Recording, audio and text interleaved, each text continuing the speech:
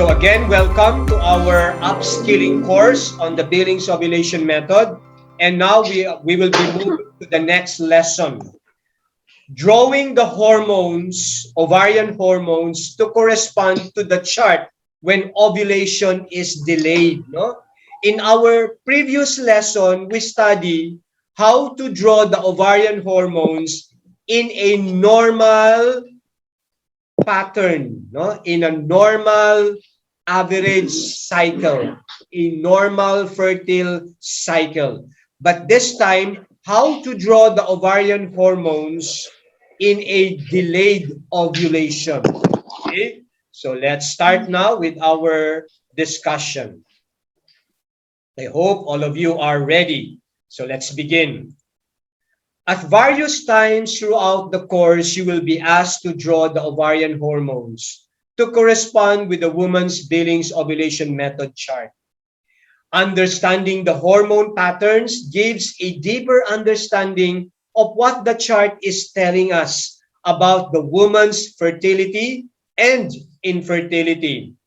Today, we are going to draw the corresponding ovarian hormones to the charts we have been looking at in both the PowerPoint and demonstration worksheet for session number 4. No?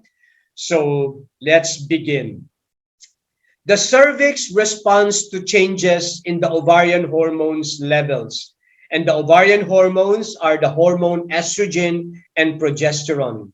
If there is a change from the BIP, this is due to the rise of estrogen. Take note, the moment BIP disappear and there is a presence of a discharge changing pattern, the discharge or the mucus is due to the rise of estrogen.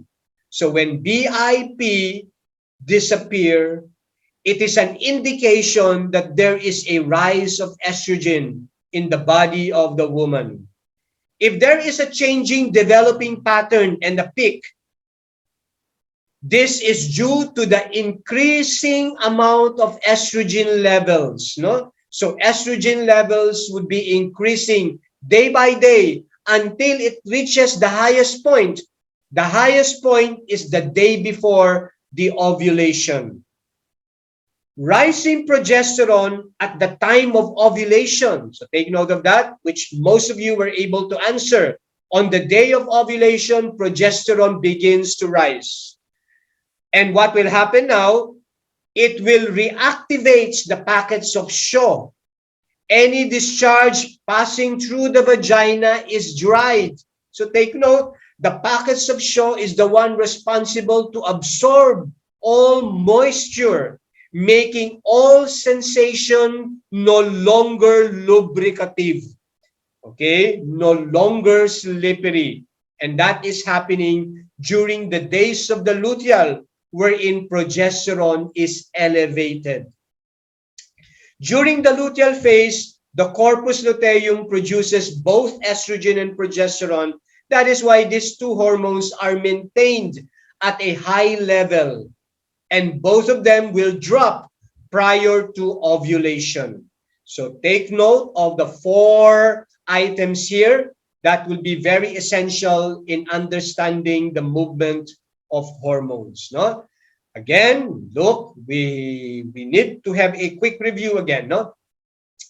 During menstruation, teacher draws, okay, the ovarian hormones. Both estrogen and progesterone are low. Next, during the days of BIP, estrogen is low, progesterone is low. So the teacher is what? Drawing the ovarian hormones in the absence of a laboratory urine test.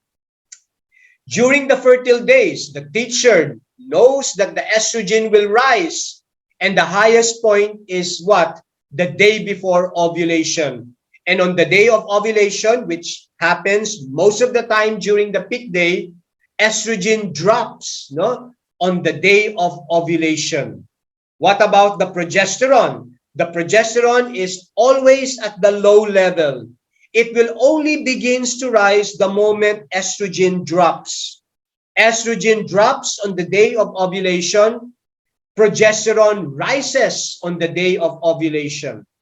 Okay, now what happens during the luteal phase?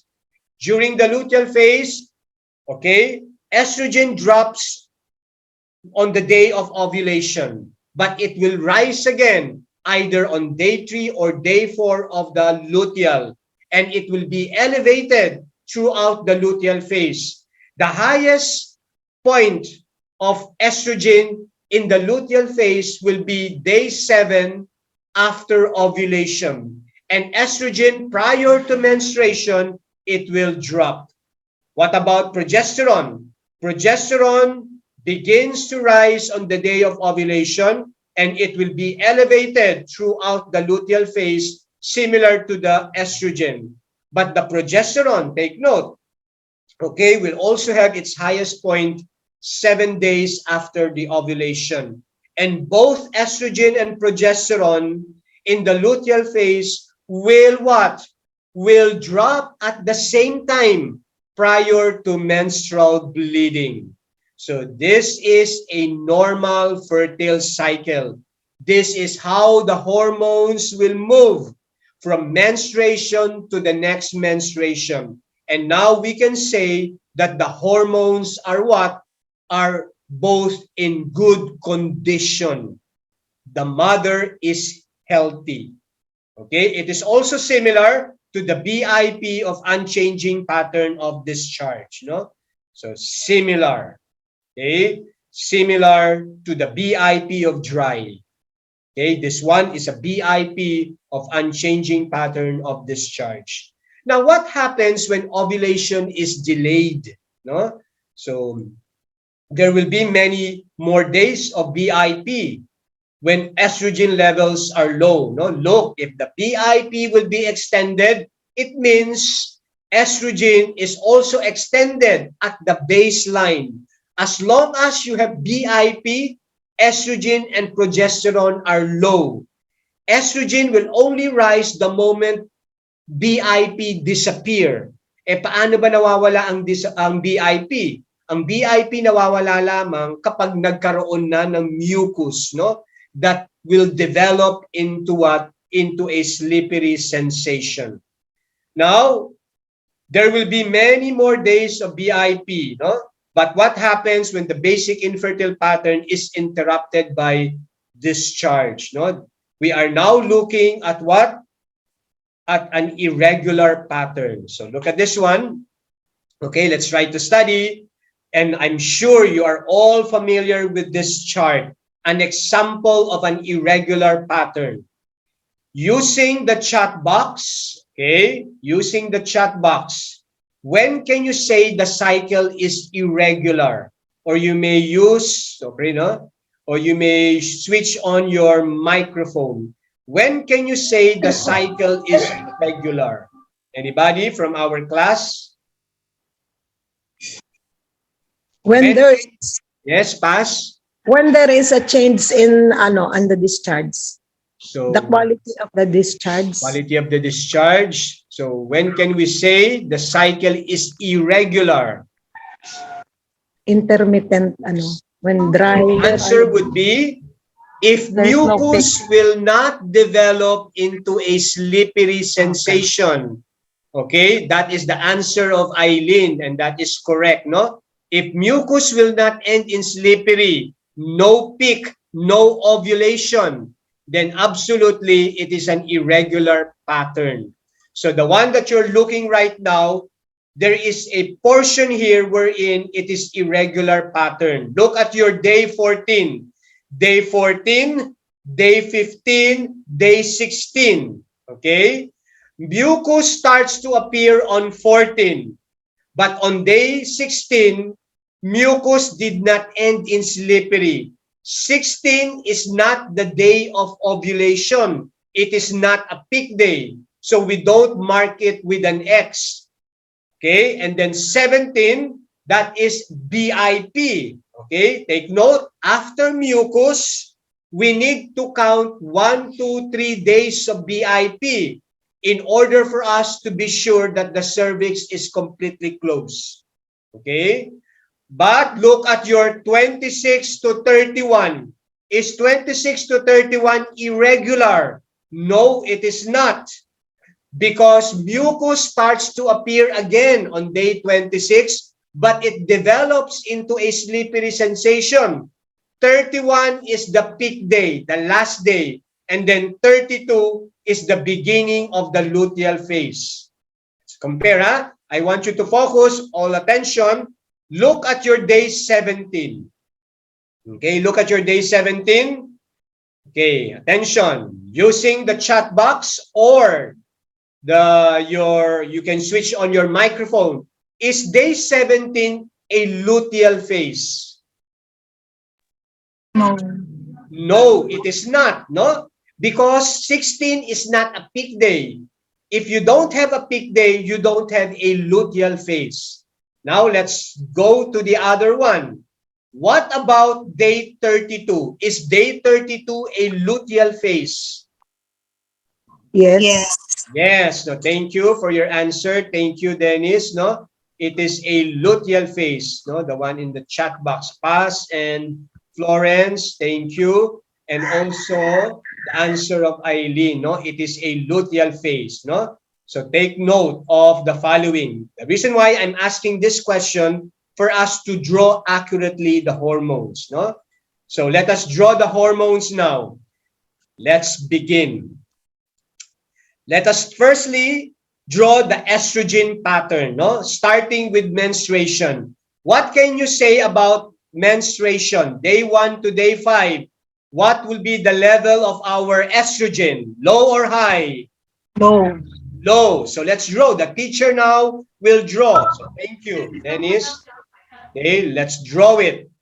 Okay, we have now a simple straight line. No, we draw the hormones.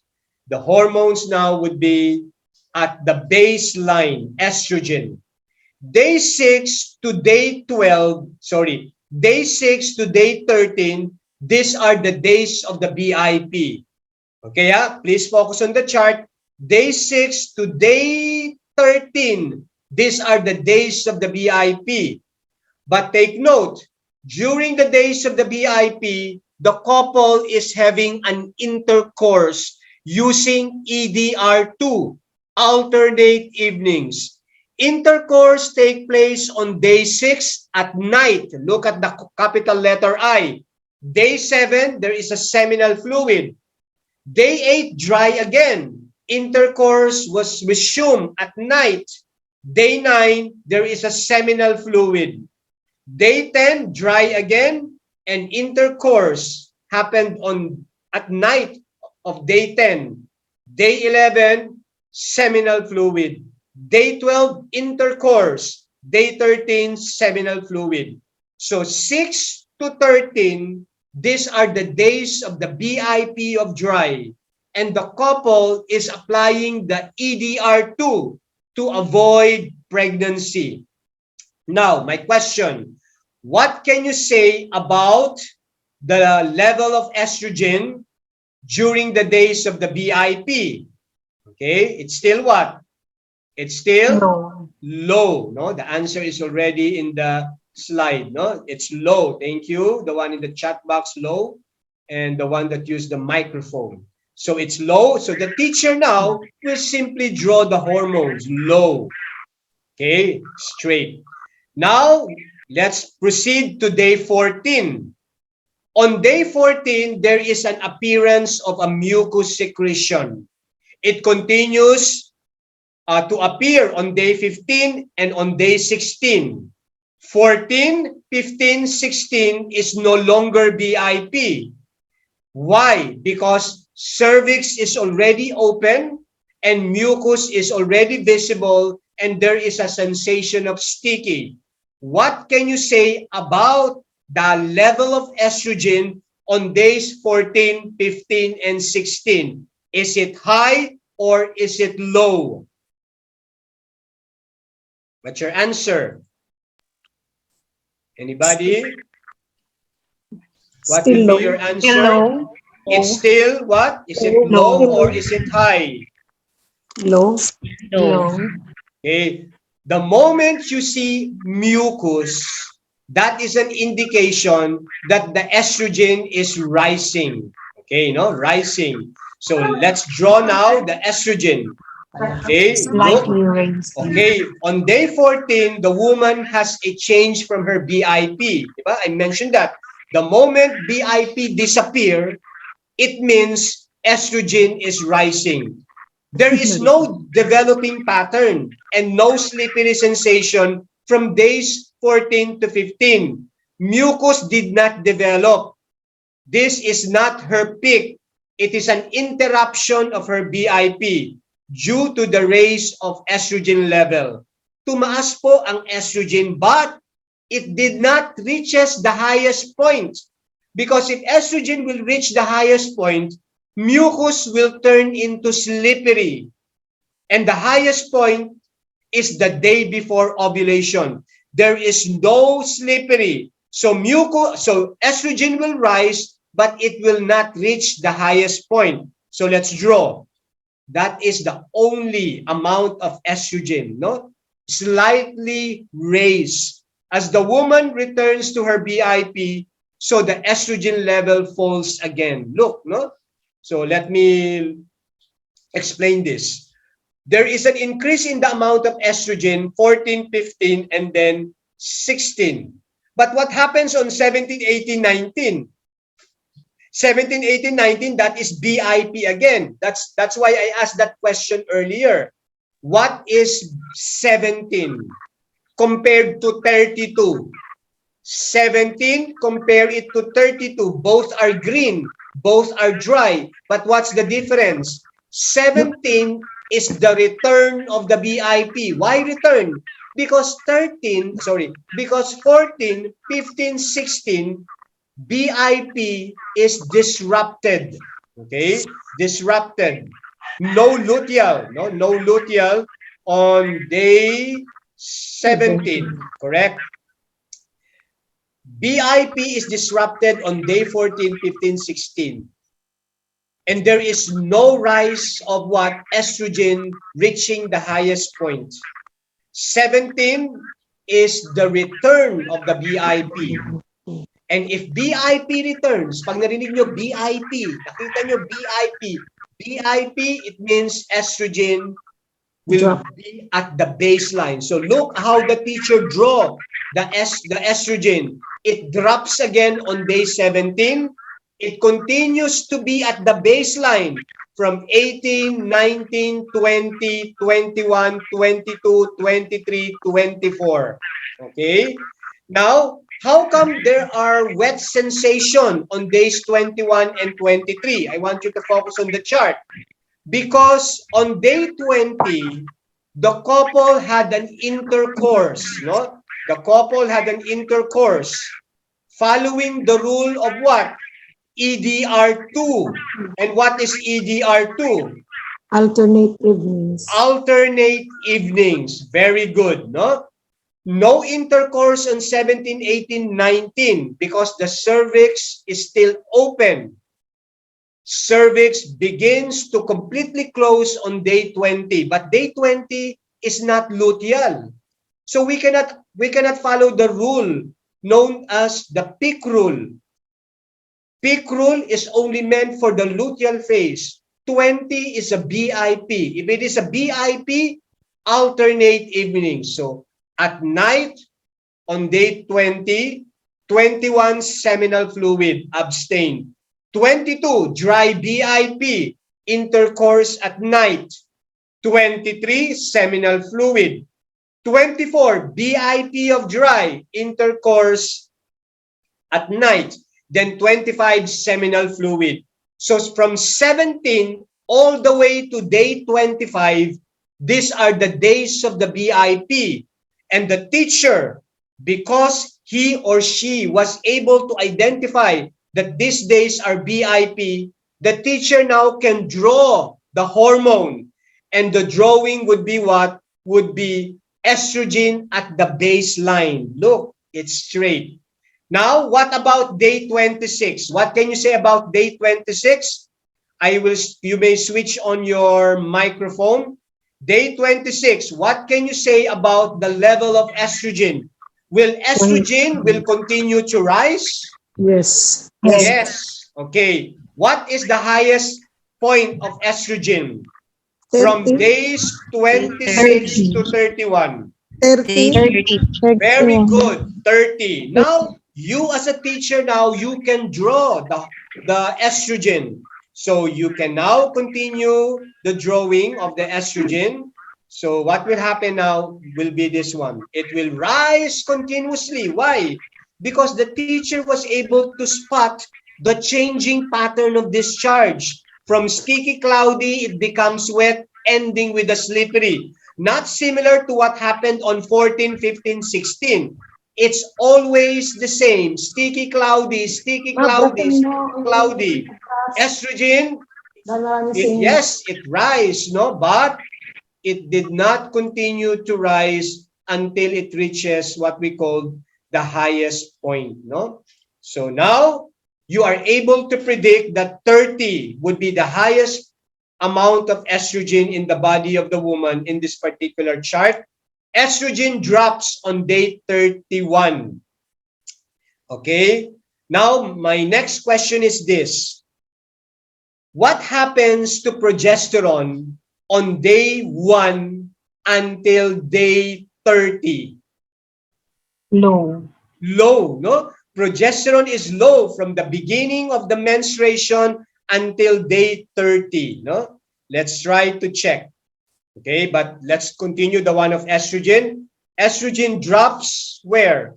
On the day of ovulation, and it will rise again either on the 3rd or on the 4th day of the luteal phase, but the highest point will be what? 7 days after the ovulation.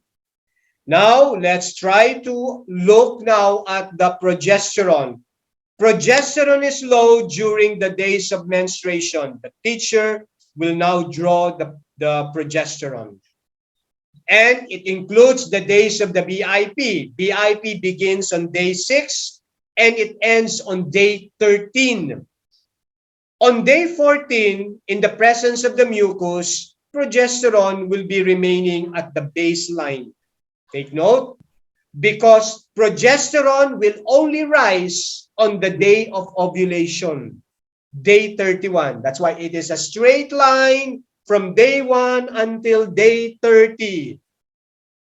And then it will begin to rise on the day of ovulation, which falls on day 31. And it will continue rise to reach the highest point, which is the 7th day after the ovulation. And both estrogen and progesterone will be elevated throughout the luteal phase. And prior to ovulation, these two ovarian hormones will drop.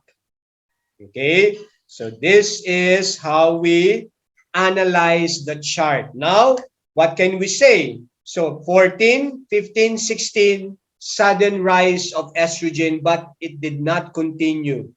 Why? Maybe 14, 15, 16, the mother is under a stressful condition, no?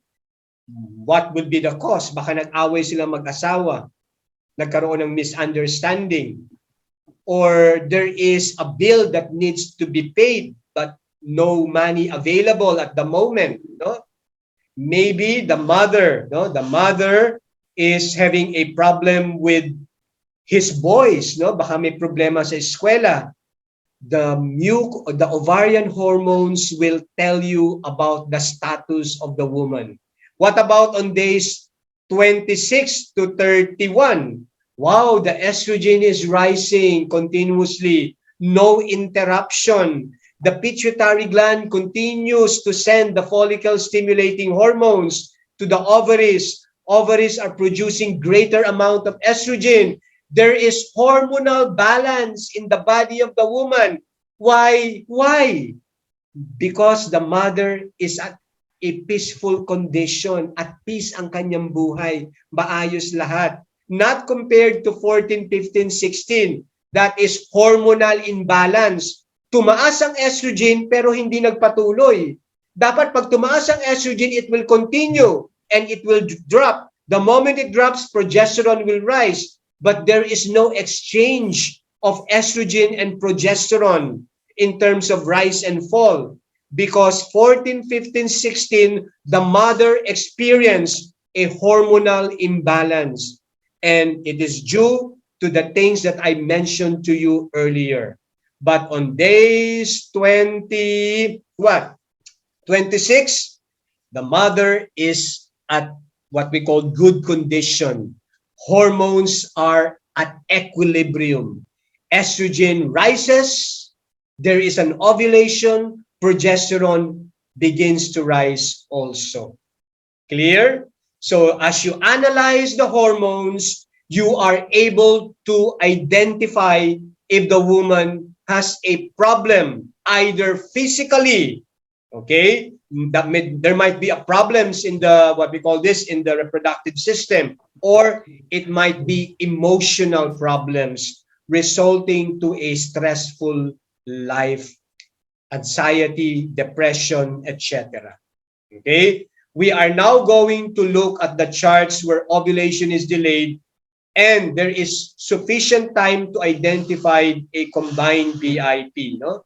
So for the moment, we'll stop from here. This is a different topic, no? We are still under hormones. Okay, I'll stop the sharing and I would like to ask for questions from the class. Do you have any questions? Would you like to raise? Is the session clear? Any questions? Meron po ba? Kaya, for example, if the charts will be like this, dry, dry, sticky, sticky, sticky, dry, dry, sticky, sticky, dry, dry, sticky, cloudy, sticky. So, estrogen will be at the low level during the BIP. Nagkaroon ng mucus, tumaas, hindi naging peak. Bumagsak uli, naging dry. So, erratic yung kanyang hormones, which is known to be hormonal imbalance, no? Kailangan pag tumaas ang estrogen, kailangan niyang tumaas continuously para magkaroon ng exchange. Ano yung exchange? Pagtaas ng estrogen and reaching the highest point, pag narating niya yung highest point, mag-ovulate. Kapag nag-ovulate, magda-drop ang estrogen at mag-switch, a new hormone will commence and that will be progesterone. Yun ang tinatawag nating hormone at equilibrium. Pag walang equilibrium, kitang-kita yan sa chart. We call it hormonal imbalance. Now, that is a good news to all BOM teachers, no? In the absence of laboratory procedures using the urine to identify levels of hormones, ovarian hormones, estrogen and progesterone, you will be able to identify the levels by looking at the chart. The chart will tell us the story on how the hormones, estrogen and progesterone will move throughout the cycle of the woman. Clear po ba? Is it clear? Okay, thank you, Ma'am Florence from Davao.